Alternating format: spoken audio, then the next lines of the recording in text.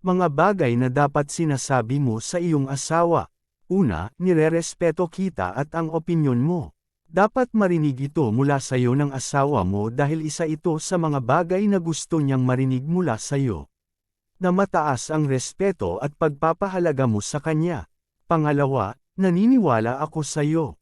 Kadalasan mga lalaki ang may pasan ng responsibilidad sa kanyang pamilya. At kung minsan kung hindi umayon sa kanya ang tadhana at nabigo siya, kailangan mong palakasin ang loob niya.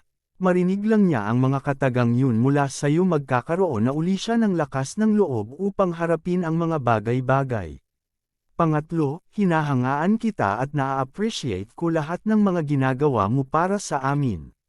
Hangaan mo ang asawa mo sa ginagawa niyang pagtataguyod sa inyo.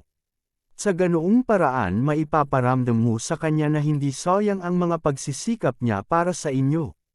Pang-apat, napangiti mo ako. Labis na ikinatutuwa ng mga lalaki pag nagtagumpay silang pasayahin ang kanilang mga partner. At ikaw naman bilang asawa niya obligasyon mong kilalanin ang mga bagay na ginagawa niya para sa iyo. Ipaalam mo na dahil sa kanya masaya ka at tiyak na walang pagsidlan ng tuwa niya. Panglima, hindi ako nagsisisi na ikaw ang pinili ko at lalong hindi ko pinagsisisihang nagpakasal ako sa iyo. Pag narinig ito ng partner mo mula sa iyo, magdiriwang ang puso niya.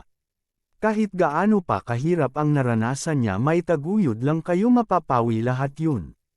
At tataas ang kumpiyansa niya sa sarili kaya mas nanaisin pa niyang mas mapasaya ka sa hinaharap. Pang-anim, kumusta ang araw mo? Ayos lang ba? Kalimitan ito yung nakakaligtaan nating itanong sa partner natin. Lalo na pag nakikita nating okay lang naman siya, hindi na tayo nag-aabalang magtanong pa.